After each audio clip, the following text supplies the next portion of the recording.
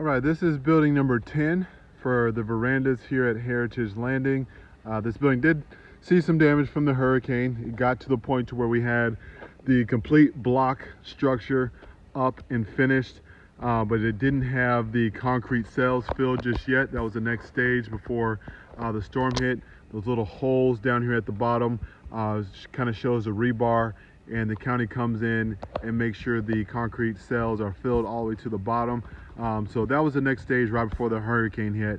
So without that, the structure was definitely compromised, and we lost a few of the interior walls, maybe a little bit on the ends there as well. But this is our final golf building with the verandas. In this row, it goes building 5 through 10. So this is building number 9 next door. And they had just a little bit of damage on the roof trusses. But back over here to building number 10, there's only 2 units left.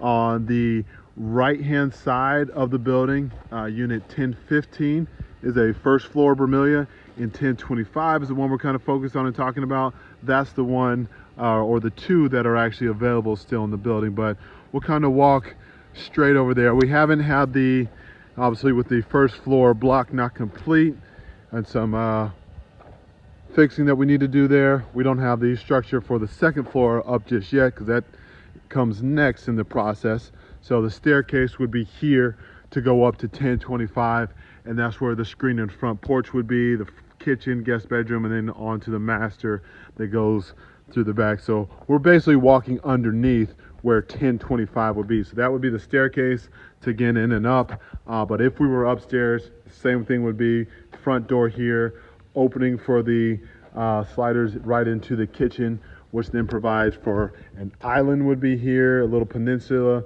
of the countertop would be there, then a living dining combo space. You would have the main bedroom in the back, that would be the bathroom for it. The den would be here in the middle, and then the guest bedroom right up front. So walking through to the back, that is going to be the view. Obviously you'd get a little bit more depth being on the second floor, and if we turn to the left, which would be more north, get a long lake view there. There's homes being built on the opposite side. You know, this way is looking kind of due east, and if you go to the opposite side of Lanai and kind of face back, you can kind of see the end of the pond, and there's some of that debris that's sprinkled over from the storm. So this is the unit, like I said, 1015, but right above us would be 1025. So kind of walking around the building to kind of show you where we're at. All the block was done here. This would be the in unit right next door, and this is one of the walls that didn't make it. So all this used to be a block wall here, and they've since, you know, they've taken all the block that was kind of crumbled off, so they can kind of restart, and then they'll have to get an inspection from the county that all the blocks and everything is sound, and then they'll fill the concrete cells all the way through. So that was one wall that didn't make it. We'll go back out of here through the front. So they all have the front porch screened in, you know, not built here just yet. Will be the garages out front as well. So everyone will have the 1-car garage.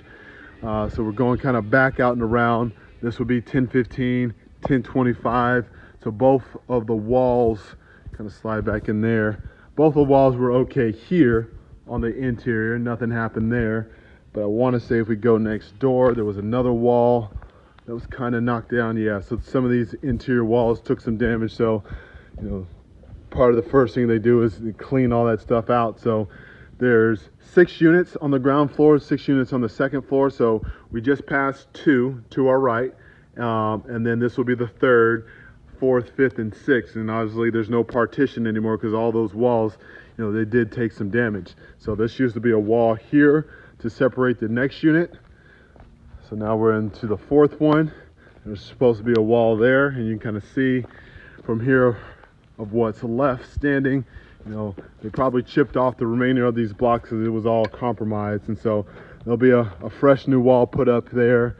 This will be the 5th, and then obviously the 6th and last unit there. So that wall came down. So it looked like it took down 1, 2, 3, 4 walls on the interior, and then, you know, the last unit there was taken out as well. So that's pretty much it for building number 10. It all kind of faces the same lake.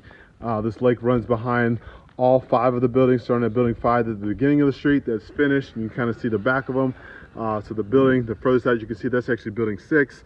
Next door is building 7. Then we got building number 8, then building number 9 next door. So 6 through 9 are all in various different stages of construction. 6 will be done first and it'll come down the line. All of those units are already sold out. And then as I mentioned here with building number 10, 10 out of the 12 units are already spoken for and sold. We just have those 2, 1015, the one we're focusing on 1025, that's available.